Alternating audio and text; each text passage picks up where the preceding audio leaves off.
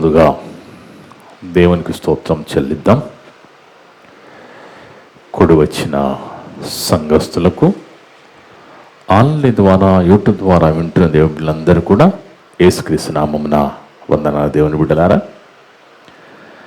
దేవుని మహాకృపను బట్టి మనమంతా ఈ విధంగా ఆదివారం సంఘ కొడుకులో కూడుకుని మరి ఒక గొప్ప సంగతిని పరిశుద్ధ గ్రంథం నుంచి నేర్చుకుని ఆలోచించే ధన్యత దయచేస్తున్న తండ్రికి యేసుక్రీస్తు ద్వారా కృతజ్ఞతాస్తుతులు చెల్లిద్దాం. ఆమేన్. ఈరోజు దేవుడు సంఘాన్ని ఆన్లైన్ ద్వారా యూట్యూబ్ ద్వారా వింటున్న ప్రతి ఒక్క బిడ్డని ప్రేమించి మనందరి కోసం ఏర్పాటు చేసిన అంశం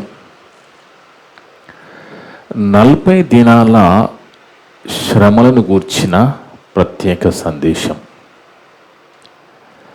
40 దినాల శ్రమలను గూర్చిన ప్రత్యేక సందేశం. చూస్తున్నప్పుడు, గమనిస్తున్నప్పుడు మేలులు కాకుండా శ్రమలు కూడా క్రైస్తవులు అనుభవించడం చూస్తున్నాం. అదేవిధంగా బ్రతకడమే కాకుండా హతసాక్షులవడం కూడా మనం చూస్తున్నాం. అయితే దేవుని బిడ్డలారా, ఇవన్నీ చూస్తున్నప్పుడు ఒకంత భయం మనకు కలుగుతుంది. కానీ అలా మనం భయపడకుండా ఉండాలని, మనం భయం పడొద్దని ఎన్నో మాటలు దేవుడు బైబిల్లో రాయించాడు. సేవకుల పరిస్థితి ఇలాగుంటే విశ్వాసులు ఏమైపోతారు అని చాలామంది అనుకుంటూ ఉంటారు. కానీ దేవుని బిడ్డలారా, ఇలాంటి పరిస్థితులు వస్తాయని ముందే ఎరిగిన దేవుడు బైబిల్లో ఎన్నో ధైర్యం ఇచ్చే, ఆదరించే మాటలు పరిశుద్ధ గ్రంథంలో ఎన్నో మన కోసం రాయించాడు దేవుడు బిడ్డలారా. అందుకే ఇప్పుడు క్రైస్తవ సమాజం, అన్ని డినామినేషన్లు చాలామంది ఈ యొక్క 40 దినాల శ్రమలు అని ప్రత్యేకంగా ఏర్పాటు చేసుకొని యేసుక్రీస్తు ప్రభువారి యొక్క శ్రమలను గుర్తు చేసుకుంటూ ప్రార్థన కూడికలు పెట్టుకుంటున్నారు. ఓకే, మంచిదే. అయితే ఒకసారి మనం పరిశుద్ధ గ్రంథంలోకి వెళ్ళి అపోస్తల కార్యాలు 9వ అధ్యాయం, అపోస్తల కార్యాలు 9వ అధ్యాయము 15-16 వచనాలు జాగ్రత్తగా చదువుతూ ఆలోచిద్దాం. అపోస్తల కార్యాలు 9వ అధ్యాయము 15-16 వచనాలు. ఇక్కడ ఎవరితో మాట్లాడుతున్నారు అంటే యేసుక్రీస్తు ప్రభువారు అననీయాతో మాట్లాడుతున్న మాటలు ఇవి. ఎవరి గురించి? పౌలు గారి గురించి చెప్పబడుతున్న మాటలు. అందుకు ప్రభువు నీవు వెళ్ళుము అననీయ, అన్యజనుల ఎదుటను రాజుల ఎదుటను ఇశ్రాయేలుల ఎదుటను నా నామము భరించుటకు, నామం భరించాలట, నా నామం భరించుటకు ఇతడు నేను ఏర్పరచుకొనిన సాధనమై ఉన్నాడు. ఇతడు నా నామము కొరకు 16వ వచనం, ఇతడు నా నామము కొరకు ఎన్ని శ్రమలు అనుభవింపవలెనో నేను ఇతనికి చూపుదునని అననీయాతో చెప్తున్నాడు యేసుక్రీస్తు ప్రభువారు. అంటే నామం భరించాలి. నామం, యేసు నామము మనమనుకున్నంత చిన్నదిగా యేసునామం. ఆ నామాన్ని భరించాలి. ఆ నామము కోసము మనం ఎన్నో శ్రమలు, ఎన్నో ఇబ్బందులు, ఎన్నో నిందలు పడాలి. ఎందుకంటే దేవుని బిడ్డలారా, భారం అంటున్నాడు. భారం, యేసుక్రీస్తు నామములోనే భారం ఉన్నది. ఏంటా భారం అంటే యేసుక్రీస్తు నామాన్ని, ఆయనని మనం నమ్ముకున్నప్పుడు మనకు కష్టాలు, శ్రమలు, నిందలు ఎన్నో వస్తాయి. అయినా కానీ మనం ధైర్యంగా నిలబడాలి, ధైర్యంగా ముందుకెళ్ళాలి. ఎందుకంటే సత్యం కోసము, వాక్యం కోసం మనం పోరాటం చేయాలి. ఇది ఒక పోరాటం అంటున్నాడు క్రైస్తవ జీవితాన్ని. అందుకే పౌలు గారు గురించిన సందర్భంలో అననీయ గారితో యేసుప్రభు వారు మాట్లాడుతున్న ఆ మాటని మనం గమనిస్తే, నా నామము నిమిత్తము, నా నామము నిమిత్తము భరించుటకు, అంటే యేసుక్రీస్తు నామముని మనము ఆ యేసు దగ్గరికి వచ్చినప్పుడు ఆ నామము కోసం భరించమంటున్నాడు, భరించాలి అంటున్నాడు. దేన్ని భరిస్తామండి? దేన్ని భరించాలి? శ్రమలు భరించాలి, కష్టాలు భరించాలి, నిందలు భరించాలి. కానీ 40 దినాల శ్రమలను ఏర్పాటు చేసుకుని ఈరోజు చాలామంది, నేను విమర్శించడం లేదు కానీ 40 దినాల శ్రమలు అంటున్నారు. వాస్తవానికి సంవత్సరానికి 365 రోజులు. ఆ 365 రోజులు 40 దినాలు తీసేస్తే 320 రోజులు, 25 రోజులు శ్రమలు లేవనా? ఏంటి దాని అర్థం? అసలు ఈ 40 రోజులు శ్రమ దినాల, మనిషి ఎంత తెలివైన వాడు చూడండి. మనిషి ఎంత తెలివిగా వెళ్ళిపోతున్నాడంటే 40 దినాల శ్రమలు, 40 దినాలలో శ్రమలు పడ్డం లేదు, ఆ 40 దినాల శ్రమలంట. ఆలోచించండి, ఆలోచించండి దేవుని బిడ్డలారా. అంటే ఒక 40 దినాలు ఏర్పాటు చేసుకొని 40 దినాల్లో ఎన్నో రీతిలో ఉపవాస కూడికలు, ప్రార్థన కూడికలు పెట్టుకొని ప్రభువారి యొక్క శ్రమలు జ్ఞాపకం చేసుకుంటారు, మంచిదే. కానీ ఉపవాసం అయిన తర్వాత, ఒక 3 రోజులు ఉపవాసం, 7 రోజులు ఉపవాసం అయిన తర్వాత ఏం చేస్తారండి? మరలా ఉపవాసం అయిపోగానే ఏముంటుంది? భోజనం. భోజనం అంటే బోలెడు జనం, భోజనమే కదా ఉండేది. అంటే నువ్వు ఉపవాసం ఉంటే నీ బియ్యం పెట్టెకి తాళమేసి నీ ఆయిల్ ప్యాకెట్ నువ్వు తీయకుండా ఇదంతా నీకు మిగిలిపోతుంది. కానీ దీని వలన ఏంటి ప్రయోజనం? కొంతమంది 40 దినాల్లో నీసు మానుకుంటారండి, మాంసం తినడు. నువ్వు మాంసం తినకపోతే దేవునికి ఏం లాభము, నీకేంటి లాభం? అందుకే దేవుని బిడ్డలారా, యేసు నామములోనే భరించడం ఉన్నది, భరించాలి అంటుంది వాక్యం. ఎందుకంటే బైబిల్లో ఎలాగుందో అలాగే మనం చెప్పుకోవాలండి. బైబిల్లో రాయబడిన మాటలే మనం చెప్పుకోవాలి. ఇక బయట వాళ్ళ గురించి మాట్లాడవలసిన అవసరం మనకు లేదు. బైబిల్ అలా చెప్పలేదు. ఈ బైబిల్లో నేర్చుకోవడానికే, మాట్లాడుకోవడానికే సమయం అంతా వెళ్ళిపోతుంది. ఇంకా బయట వాళ్ళ గురించి మాట్లాడమా? అందుకే యేసుక్రీస్తు వారు చెప్పిన మాట, నా నామము నిమిత్తం భరిస్తే, అంటే దాని అర్థం ఏంటి? మళ్ళా చదవమ్మ మాట. అందుకు ప్రభువు, నీవు వెళ్ళుము అన్యజనుల ఎదుటను, రాజుల ఎదుటను, ఇశ్రాయేలుల ఎదుటను నా నామము భరించుటకు ఇతడు నేను ఏర్పరచుకొనిన సాధనమై ఉన్నాడు. ఇతడు నా నామము కొరకు ఎన్ని శ్రమలైనా అనుభవిస్తాడు అని ప్రభువారు ముందే చెప్తున్నారు. అంటే దాని అర్థం ఏంటి? మనము యేసు నామము కొరకు భరించాలి, కష్టపడాలి. కష్టపడిన వారికే జీతం, కష్టపడిన వారికే జీతం. దీంట్లో లాజిక్ ఏమీ లేదు, విశ్లేషణ కూడా అవసరం లేదు. ఎవరు కష్టపడతారో వాళ్ళకే పరలోకం. అంతకుముందు దేవుని బిడ్డలారా, బైబిల్ ఎక్కడ కూడా నువ్వు కాలు మీద కాలు వేసుకొని కూర్చుంటే పరలోకం ఇచ్చేస్తాడు దేవుడు అని బైబిల్లో చెప్పలేదు. కష్టపడిన వాడికే జీతం. అందుకే ప్రభువారు చెప్పిన మాట, ప్రకటన గ్రంథం 3వ అధ్యాయం 21వ వచనంలో యేసుక్రీస్తు వారు చెప్పిన మాట, ఎవరికి పరలోకం ఇవ్వబడుతుందో అక్కడ ప్రభువారు చెప్తున్నారు. ప్రకటన గ్రంథం 3:21. నేను జయించి నా తండ్రితో కూడా ఆయన సింహాసనమందు కూర్చుండి ఉన్న ప్రకారం జయించువాని నాతో కూడా నా సింహాసనమందు కూర్చుండని చుదును.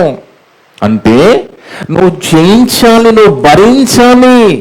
యేసు నామములోనే ఉన్నది ఆ భారం. నువ్వేం చేయాలి? నువ్వు జయించాలి, భరించాలి. యేసుక్రీస్తు ప్రభువు వారు భూమి మీద బతికిన నాళ్ళు కూడా ఎన్నో ఇబ్బందులతో, శ్రమలతో వెళ్ళిపోయారు. సుఖపడలేదండి. ఇప్పుడు క్రైస్తవులకి కూడా సుఖం లేదు. నేను సుఖం మాత్రమే పడతానంటే కాదు. ఎందుకంటే ఈ క్రైస్తవ విశ్వాస జీవితంలో మనము పరలోకం వెళ్ళాలంటే కొన్ని నష్టపోవాల్సి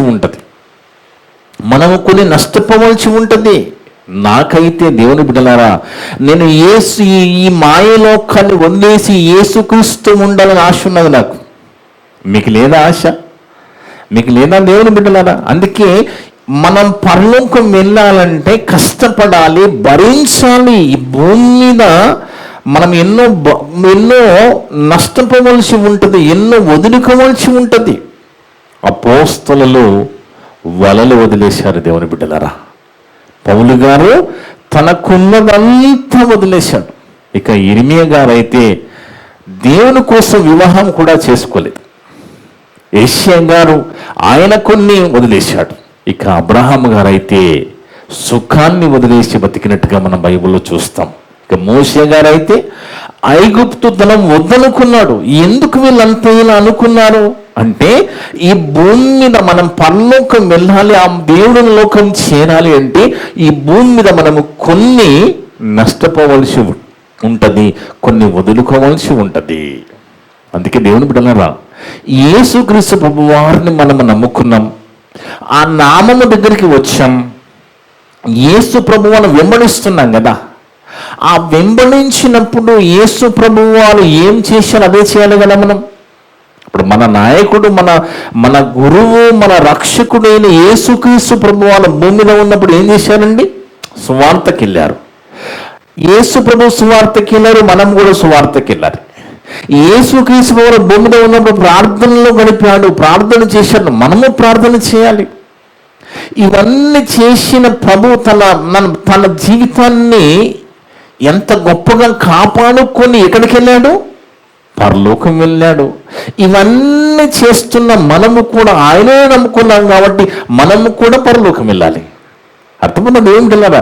అక్కడికి వెళ్ళాలంటే ఇక్కడ భూమి మీద మనం బ్రతుకుతున్నప్పుడు మనకు కొన్ని శ్రమలు, కొన్ని ఇబ్బందులు, కొన్ని నిందలు వస్తూ ఉంటాయి. వాటన్నిటిని భరించాలి. పౌలు గారి విషయం అదే కదా చెప్పింది, నా నామము నిమిత్తం భరిస్తాడు, నా నామము నిమిత్తం అతను భరించును. మనము కూడా అదే యేసుక్రీస్తు నమ్ముకున్నప్పుడు మనము కూడా భరించాలి. దేవుని బిడ్డలారా, మనము కూడా భరిస్తూ వెళ్ళిపోవాలి. అందుకే వట్టిగా పరలోకం వస్తుందని బైబిల్లో లేదు.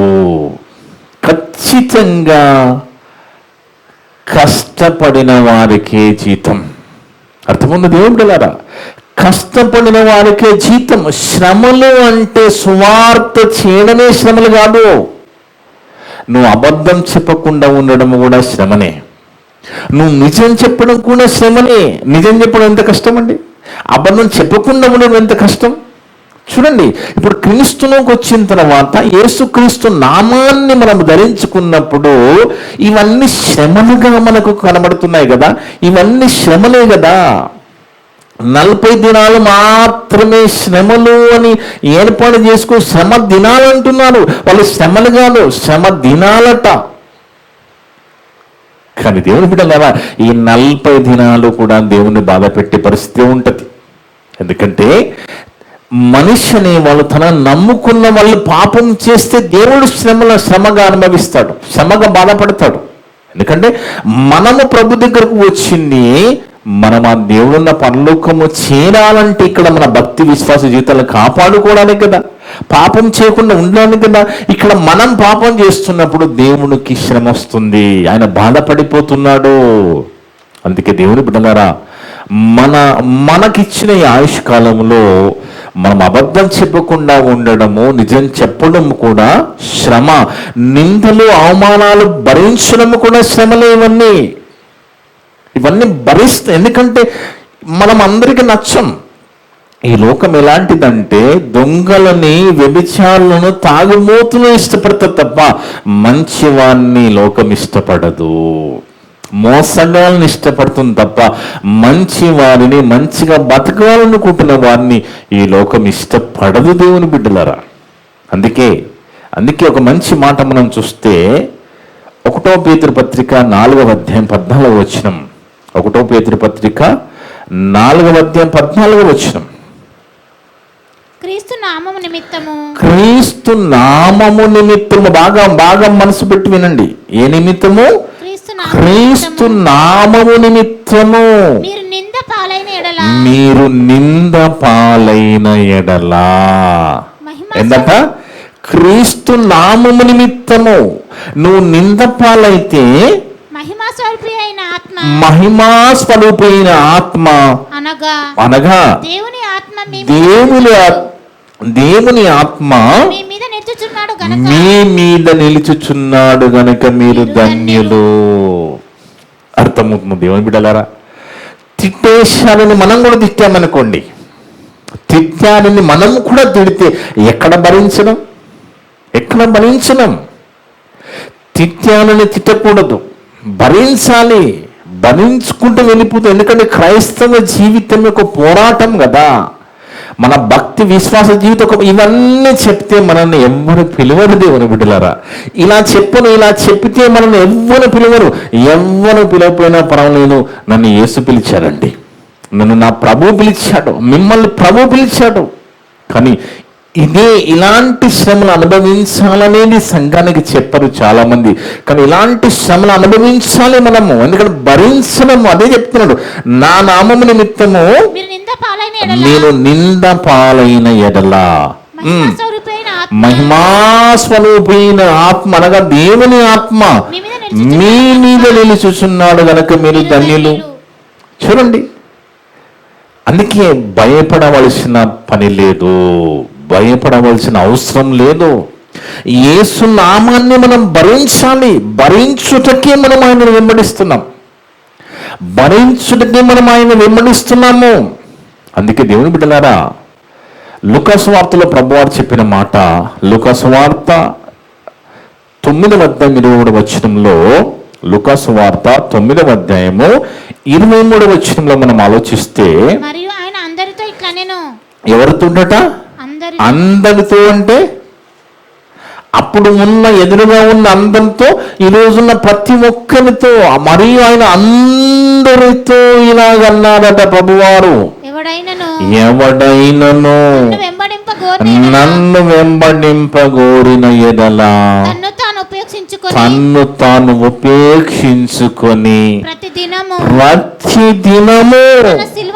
తన సిలువను ఎత్తుకొని నన్ను వెంబడించాలి. 40 దినాల 365 రోజులు, 40 దినాలు కాదు, 365 రోజులు నన్ను వెంబడించాలి. ప్రతి దినం ఎవరి సిలువ వాళ్ళే మోసుకొని.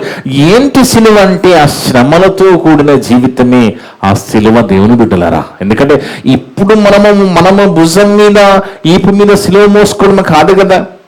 ఆ శ్రమలు, ఆ నామము మనకు పెట్టబడింది కదా. మనం యేసుక్రీస్తు నామములో కొనసాగుతున్నప్పుడు, ఆ నామం దగ్గరికి వచ్చినప్పుడు, అది చిన్న నామము కాదు. ఆ నామములో, ఆ క్రీస్తు నామములోనే ఎన్నో నిందలు, అవమానాలు, బాధలు ఉన్నాయి, శ్రమలు ఉన్నాయి. అలా ఉన్నప్పుడు వాటిని చూసి మనం భయపడక, మన యందు దేవుని ఆత్మ నిలుచుచున్నాడని మనం అనుకోవాలి. ఎందుకంటే అలాంటి మన జీవితాల్లో వస్తున్నప్పుడు మనము ధన్యులమని దేవుడు చెప్తున్నాడు కదా. అలా చెప్పిన ప్రభువు భూమి మీద ఉన్నప్పుడే ప్రతి దినము ఎవరి సిలువ వాళ్ళు మోసుకొని వెళుతూ ఉండాలి. ఇప్పుడు ఏదో చెప్తా ఉంటారు, ఆ ప్రభువారు మోసిన సిలువ ఇప్పుడు అక్కడ దాచబడి ఉందని ఏదో మనకు చెప్తా ఉంటారు. నిజంగా అండి, అసలు యేసుక్రీస్తు ప్రభువాన్ని వాళ్ళు స్వీకరించిన వాళ్ళు ఆ సిలువను దాచిపెడతారా? ఇప్పుడు దాకా దాచిపెట్టగలరా? ఏదేదో చెప్తా ఉంటారు. యేసుక్రీస్తు ప్రభువారు సిలువ మోస్తున్నప్పుడు ఆ రక్తము అంతా కూడా కారుతా ఉంది యెరూషలేము వీధుల్లో. ఆ కారుతున్నప్పుడు ఒక స్త్రీ ఒక క్లాత్ తీసుకొని ఇస్తుంది కదా తుడవడానికి, ప్రభువారికి ఇవ్వడానికి. ప్రభువారికి ఆ యొక్క కారుతున్న రక్తము తుడవడానికి ఒక క్లాత్ ఇచ్చినప్పుడు ఆ క్లాత్ నా ముఖం మీద పెట్టుకున్నప్పుడు ఆ ప్రభు యొక్క ముఖం దాని మీద పడ్డదట. ఇవన్నీ నమ్మడానికి కరెక్ట్గా లేవు కదా. యేసుక్రీస్తు ప్రభువారు ఎలా ఉన్నారు అనేది కాదు మన ముఖ్యం. భూమి మీద శరీర రీతిగా ఆయన రూపంగానే మనకు కావలసినది ప్రభు యొక్క జీవితం, ఆయన మాదిరికరమైన జీవితం. ఎందుకంటే ఆయన దగ్గరికి మనం వచ్చాం, ఆయనే మనకు మార్గం కదా. ఆ మార్గమైన ఆయన వెంబడిస్తున్నప్పుడు ఆ మార్గం ఏమంటుంది, ఆ జీవం ఏమంటుందంటే ప్రతి దినము తన సిలువనెత్తుకొని నన్ను వెంబడింపని వాడు నాకు శిష్యుడు కాడు. మనము శిష్యులుగా ఉండాలంటే ప్రతి దినం ఎవరి సిలువ వాళ్ళు మోసుకుంటూ వెళ్ళిపోతూ ఉండాలి. కానీ ప్రతి దినము శ్రమలు అనేటివి సేవకులకు అప్పచెప్పేశారు సంఘాలు. వాళ్ళు మాత్రం లోకములో బతకడానికి శ్రమ పడుతున్నారు. కానీ దేవుడి బిడ్డలారా, వాక్యములో రాయబడిన మాటని మనం చూస్తున్నాం. అందరూ ప్రతిదినం అన్నారు ప్రభువారు. అంటే జీతం, ఆ పరలోకం మనం పొందుకోవాలి, ఆ జీతం మనకి ఇవ్వబడాలి. అంటే ఆ జీతం గురించి రెండవ రాకడలో ఎలాగా జీతం తీసుకుని వస్తున్నాను కూడా రాయబడి ఉన్నది. ప్రకటన గ్రంథం 22వ అధ్యాయం.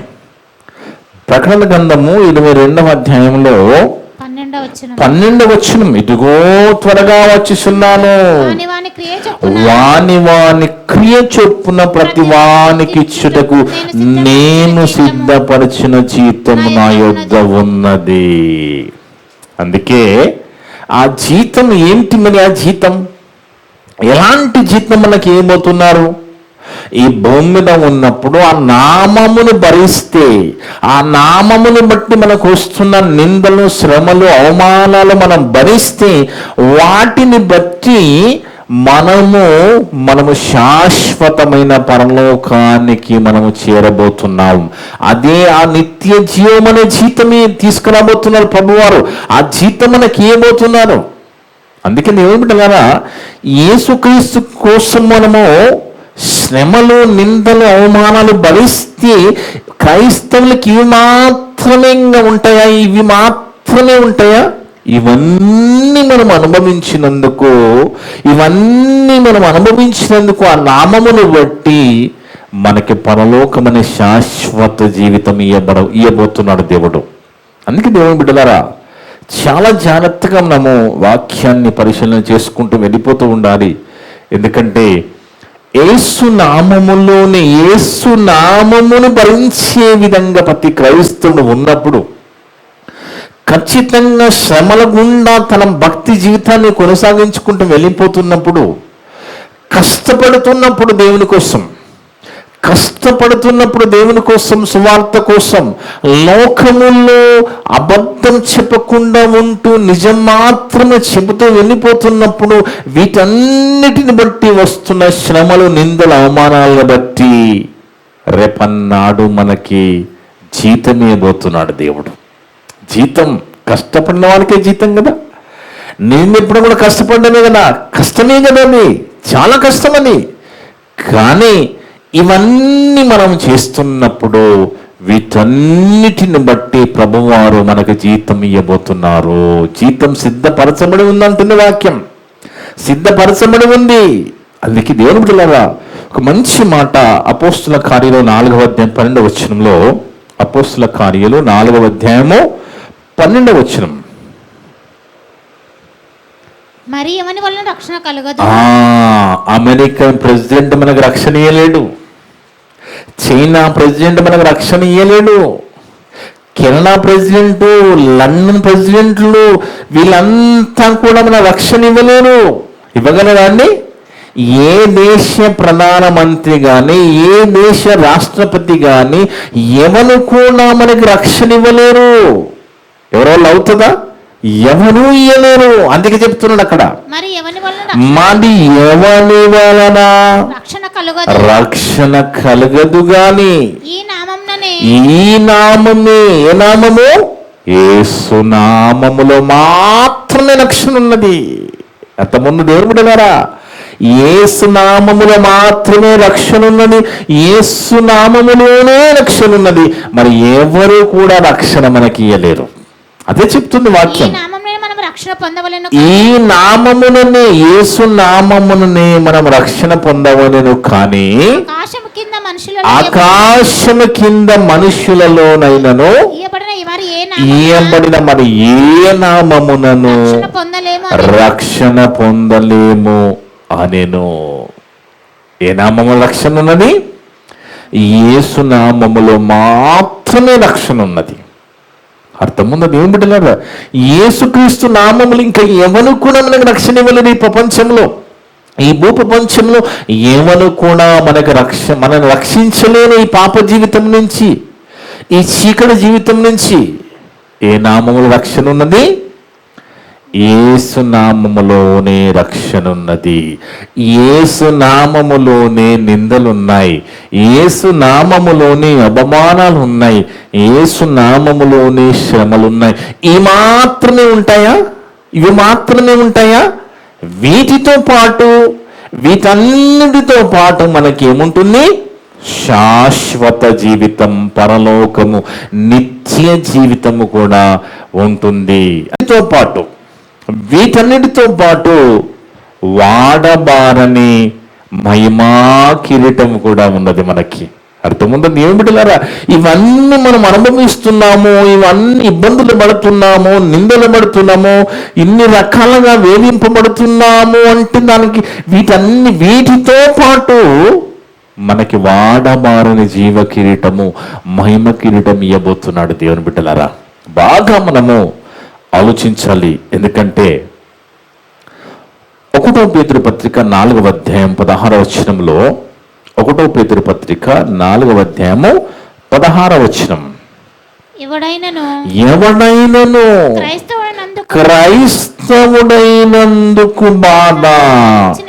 చూడండి, క్రైస్తవుడైనందుకు అంటే మార్క్ అని పేరు పెట్టుకుంటే, జాన్ అని పేరు పెట్టుకుంటే, అబ్రహాం అని పేరు పెట్టుకుంటే, ఈ పేర్లను బట్టి కాదు పరలోకం.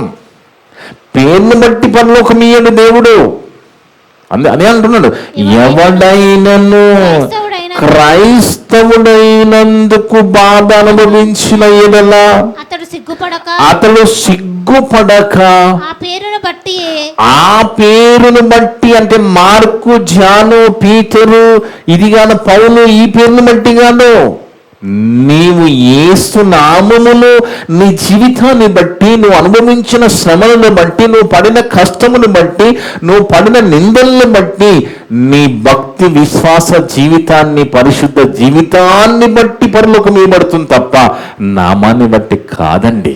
అందుకే అదే అంటున్నాడు, ఎవడైనా క్రైస్తవుడైనందుకు బాధ అనుభవించిన ఎడల అతడు సిగ్గుపడవలసిన అవసరం లేదు. ఏంటి నా జరుగుతుంది, ఇదేంటి అని సిగ్గుపడవలసిన అవసరం లేదు.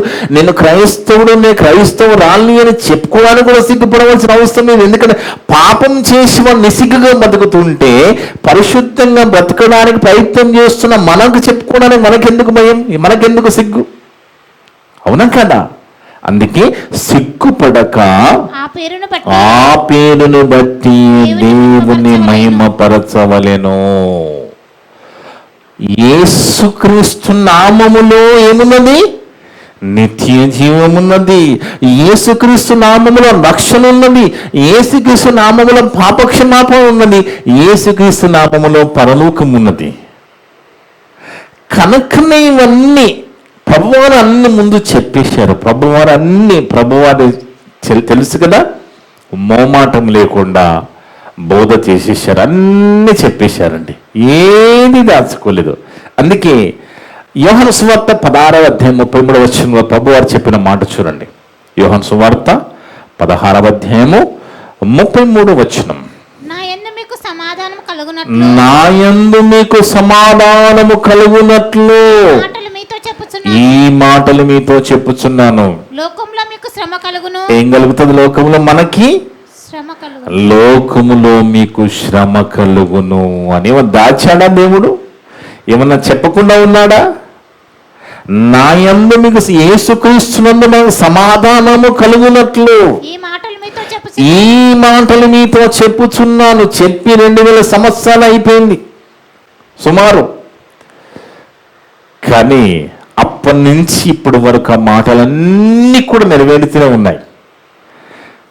నా యందు మీకు సమాధానము కలుగునట్లు ఈ మాటలు మీతో చెప్పుచున్నాను. లోకములో మీకు లోకములో మీకు శ్రమ కలుగును, అయినను ధైర్యము తెచ్చుకోండి. ధైర్యంగా ఉండండి, ధైర్యం తెచ్చుకోండి. నేను లోకాన్ని జయించి ఉన్నాను. అంటే మన ప్రభు మనల్ని విడిచిపెట్టాడు కదా, మన ప్రభు మనతో పాటు ఉంటాడు కదా. అదే కదా చెప్తున్నాడు, అదే కదా మాట్లాడుతున్నాడు ప్రభువారు. లోకములో మీకు శ్రమ కలుగును, ఆయనను ధైర్యం తెచ్చుకోండి, భయపడకండి. ఎందుకంటే నేను లోకమును జయించి ఉన్నాను. నేను జయించిన ప్రకారంగా జయించిన వారిని సింహాసనం మీద కూర్చుండనిస్తానన్నారు ప్రభువారు. అర్థమున్నది ఏమంటున్నారా? జయించడం అంటే మాటకి మాట, తిట్టుకు తిట్టు, దెబ్బకు దెబ్బ కాదు. అది అలా కాదు. భార్యని భర్తలుగా ఫీల్ అయిపోయి భర్తలను టార్చర్ చేయకండి. భర్తలేం రౌడీలు కాదు. అర్థమవుతుందండి? అంటే మన విశ్వాస భక్తి జీవితంలో ఇవన్నీ ఉంటాయని ముందే చెప్పబడినాయి కదా, ఏమి కూడా దాచుకోలేదు కదా. అయినా ధైర్యం తెచ్చుకోండి. ఎందుకంటే నేను లోకమును జయించి ఉన్నాను. నేను కూడా ఇదే లోకములో బతికాను, ఈ లోకాన్ని జయించాను. మీరు కూడా జయిస్తారు. ఎందుకంటే నా నామం భరించుటకే ఆనాడు పౌలు భక్తుడు ఎన్నుకోబడ్డాడు. అదే యేసు నామమును భరించుటకే. అంటే భరించడం అంటే ఆ భరించడంలో నిందలు, శ్రమలు, అవమానాలు ఉంటాయి. గుర్తుపెట్టుకోండి దేవుని బిడ్డలారా, ఇవన్నీ మనం మనసులో పెట్టుకోవాలి. మా దేవుడు ముందే చెప్పాడు, ఇవన్నీ ఉంటాయని.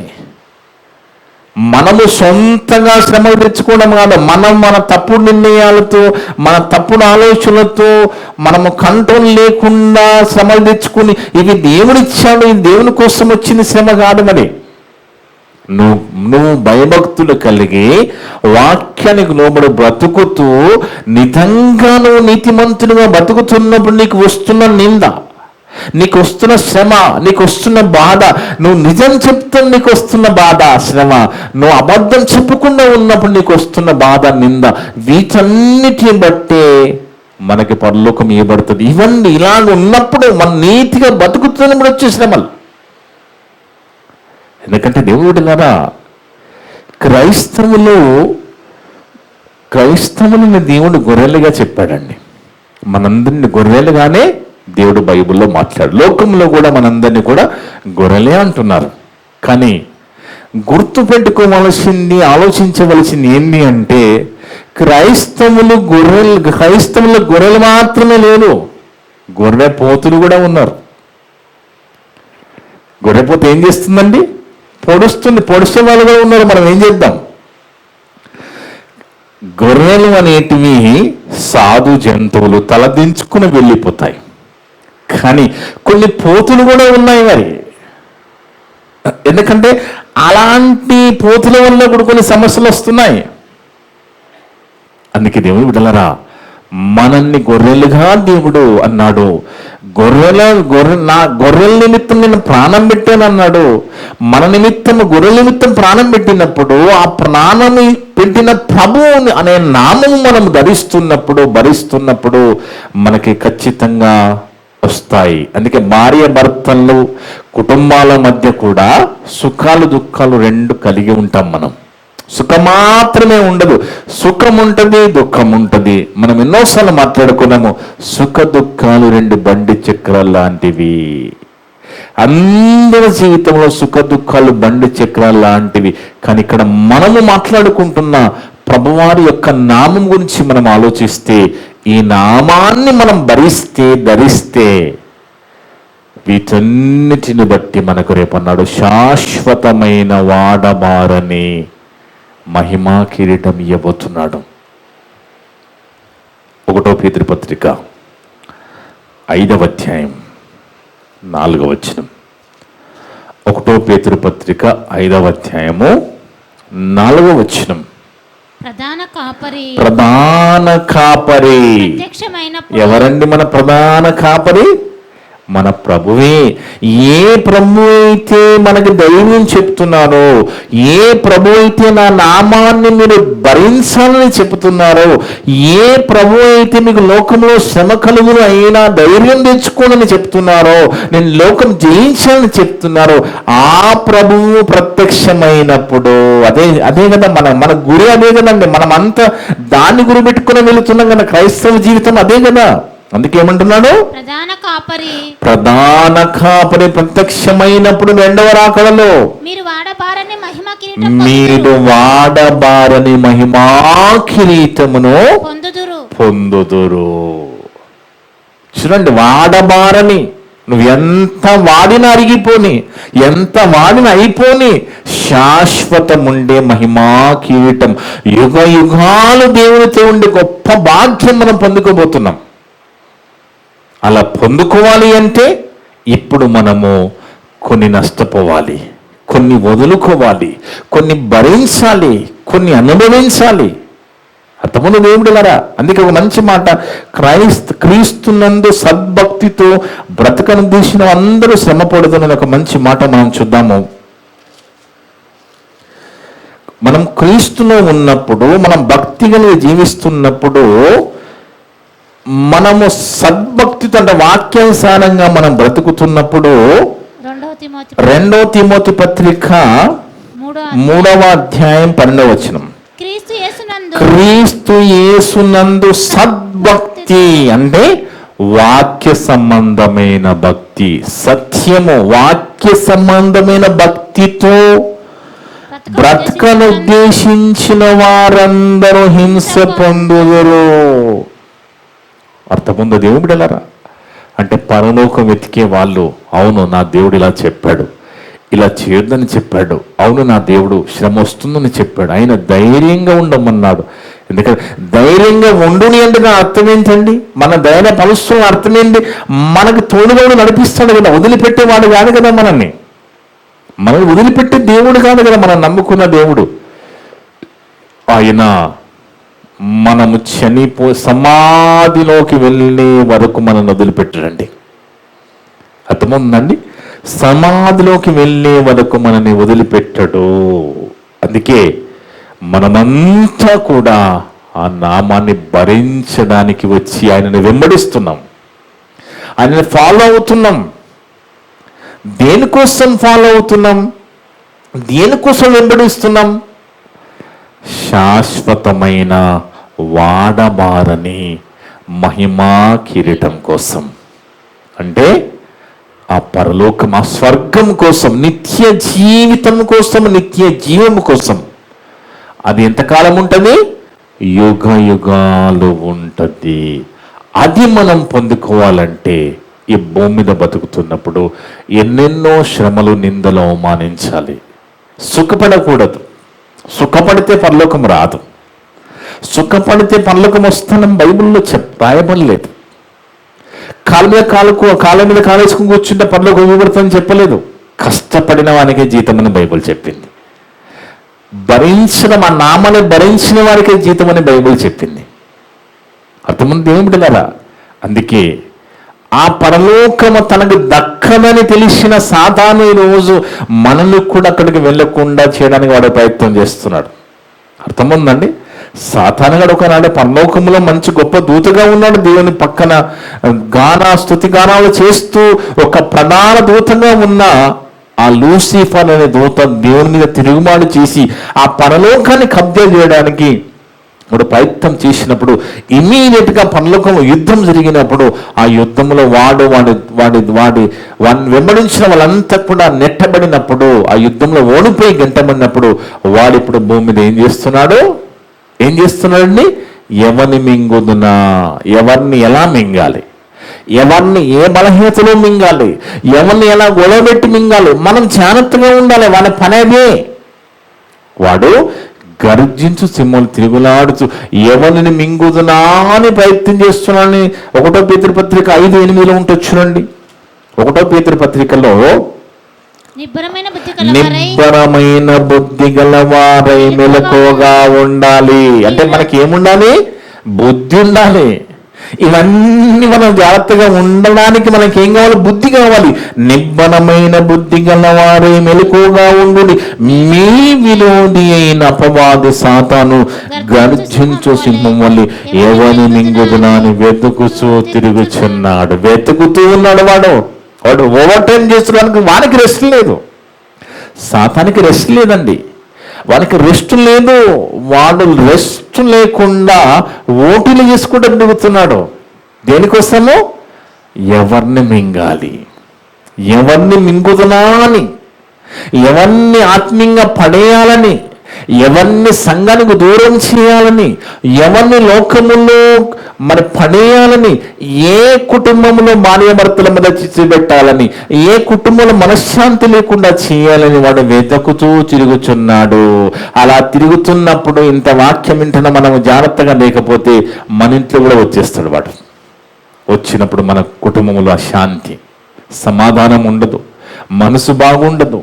అందుకే దేవుని బిడ్డలారా, వాడు ప్రవేశించకుండా మనం అన్ని జాగ్రత్తలు తీసుకుంటూ వెళ్ళిపోతూ ఉండాలి. దేవుడు చెప్పాడు కదా, మనకి విరోధైపోయాడు వాడు. వాస్తవానికి సాతాన్ని మనం ఏమనలే కదా.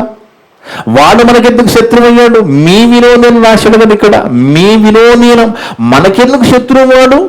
మనకెందుకు శత్రువు అంటే మనకిస్తానన్న పరలోకం వానికి దక్కడం లేదు కాబట్టి వాడు మనకు శత్రువుగా మారిపోయాడు. ఓహో, వీళ్ళకిస్తావా, ఎలాగిస్తావో చూస్తా అని ఒక దూత గెంటబడింది. దూతగా ఉన్నవాడు దయంగా మారి గెంటబడి వాడు గర్జించు సింహాలు తిరుగులాడుచు ఎవరిని మింగాలి, ఎవరిని మింగాలి, ఎవరిని మింగాలి వాడి ప్రయత్నం చేస్తూ ఉన్నాడు. వాని బారిన పడకుండా మనందరినీ కాపాడుకున్నట్టుకే దేవుడు ప్రతి ఆదివారం సంఘకూడికి పెట్టాడు. ఎన్నో మెసేజ్లు, ఇంత గొప్ప వాక్యాన్ని మనకి ఇచ్చాడు. బైబిల్ గ్రంథం ఇచ్చాడు. బైబిల్ బాగా చదువుతూ దేవుళ్ళు ఉంటే కాపాడబడతాం. దేవుని విషయం అశ్రద్ధ చేస్తే వాడు ఇమ్మీడియట్ ఎంటర్ అయిపోతాడు. ఇదే అండి ఫార్ములా. మనము దేవుడు చెప్పిన మాటల్ని అశ్రద్ధ చేసిన, ప్రార్థనలో గడపడం అశ్రద్ధ చేసిన, వాక్యాన్ని చదవడం వినడం అశ్రద్ధ చేసిన మెల్లగా వాడు ఎంటర్ అయిపోతాడు. వాడు ఎదురు చూస్తూ ఉంటాడు. లోకములో తాగుడు ఇంకా వ్యసనాలకైన వానికి వాళ్ళతో పెద్ద పని ఉండదు. వాని పార్టీ. ఇప్పుడు రాజకీయంగా ఎలాగుంటుందండి? తన సొంత పార్టీ వాళ్ళ మీద పెద్ద దృష్టి పెట్టరు, పక్క పార్టీ మీద దృష్టి పెడతారు వాళ్ళు. ఎందుకంటే వాళ్ళ పార్టీలకు లాగుకోవడానికి. వీడు కూడా అంతే. వాని పార్టీలో ఉన్న వాళ్ళ గురించి వారికి టెన్షన్ లేదు. ఎందుకంటే వాడు చెప్పినట్టుగా వాళ్ళ వ్యసనాల్లో బతుకుతున్నారు, పాపములో జీవిస్తున్నారు. ఎవరైతే పరిశుద్ధంగా బతకాలనుకుంటున్నారో, ఎవరైతే ఆ జీతాన్ని పరలోకాన్ని పొందాలనుకుంటున్నారో వాళ్ళ మీద వాడు దృష్టి కేంద్రీకరిస్తాడు. కనుక వాని బారిన పడకుండా ఆ వాడమారని మహిమా కీర్తం పొందాలంటే మనం జాగ్రత్తగా ఉండాలి, జాగ్రత్తగా బతుకుతూ ఉండాలి. ఎన్నెన్నో శ్రమలు, నిందలు, అవమానాలు భరిస్తూ ఉండాలి. కొన్ని మనం నష్టపోవడానికి సిద్ధపడిపోతూ ఉండాలి, కొన్ని వదిలేసుకోవడానికి సిద్ధపడిపోతూ ఉండాలి. ఇవన్నీ జాగ్రత్తలు తీసుకుంటూ ఉంటే ఖచ్చితంగా ఏదో ఒక రోజు మనం ఈ లోకాన్ని విడువగానే పరవేశం వెళ్ళిపోతాము. మన ప్రభు ఎప్పుడు వచ్చినా మన ప్రభుతో పాటు పరలోకం వెళుతాం. ఇట్టి మాటలన్నీ కూడా ఏ ఒక్క మాట కూడా దాగపోకుండా విన్న మీ అందరి హృదయాలలో, చెప్పిన నా హృదయంలో దేవుడు సమృద్ధిగా ఫలింపచేయను గాక. ఆమేన్. ప్రార్థన చేసుకుందాం. మమ్ములను మిక్కిలిగా ప్రేమించిన మా పరలోకపు తండ్రి, మీ యొక్క పరిశుద్ధమైన ఘనమైన నామమును బట్టి స్తోత్రాలు, వందనాలునైనా. గొప్ప దేవుడునైనా, గొప్ప మాటలు ముందే బైబిల్ గ్రంథంలో రాయించి అలాంటి మాటలు మమ్మల్ని చదివింపజేసి, ఆలోచింపజేసి నైనా చెప్పుకునే భాగ్యం, ఈరోజు మాట్లాడుకునే ధన్యతను దయచేసిన దేవా స్తోత్రాలు, వందనాలు. అవును తండ్రి, మా ప్రభుని వెంబడించినప్పుడు ఈ లోకంలో మరి కొన్నిసార్లు కష్టాలు, నిందలు, అవమానాలు, బాధలు ఉంటాయని, వాటన్నిటితో పాటు అవన్నీ భరిస్తే, అవన్నీ జయిస్తే శాశ్వతమైన నిత్య జీవం ఉంటుందని, మా ప్రభువుని వెంబడించడం అంటే ప్రతి దినము ఎవరి సిలువ వాళ్ళు మోసుకుని వెళ్ళాలని, అలా భూమి మీద సుఖాన్ని కోరుకోక కష్టపడిన వారికి జీతమని, ఆ జీతం పరలోకమని మందరితో మాట్లాడిన ప్రతి మాటను బట్టి స్తుతులు స్తోత్రాలు చెల్లిస్తున్నాం నాయన. మేము అలా మాకు ఎలాంటి కష్టాలు, శ్రమలు, నిందలు, అవమానాలు, బాధలు ఏది వచ్చినా యేసునామము కొరకు వాటన్నిటిని జయిస్తూ భరిస్తూ మాకు ఇయ్యబోతున్న శాశ్వతమైన పరలోకం పొందే విధంగా మేము బ్రతుకుటకు శక్తిని, బలాన్ని అందరికీ ప్రసాదించండి తండ్రి. ఇప్పుడు వరకు నా ద్వారా మాట్లాడిన ప్రతి మాట విన్న సంఘస్థులందరూ హృదయాలలో, ఆన్లైన్ ద్వారా, యూట్యూబ్ ద్వారా విన్న వినుమూతులందరూ హృదయాలలో ఫలింపచేయండి తండ్రి. మేమంతా కూడా కేవలం వాక్యము చదివి విని వదిలిపెట్టి మమ్మల్ని మేము మోసపరుచుకోకుండా విన్న మాటల ప్రకారంగా జీవించే ధన్యత దయచేయమని సమస్త ఘనత మహిమ ప్రభావాలు మీకే చెల్లిస్తూ మా ప్రభును, మా రక్షకుడును, మీ పిరి కుమారుడు అయిన యేసుక్రీస్తు వారి పరిశుద్ధ నామమున అడిగి వేడుకొనుచున్నాము తండ్రి. ఆమేన్. ఆమేన్. మీ అందరికీ వందనాలు. మీ గాడ్ బ్లెస్ యు ఆల్.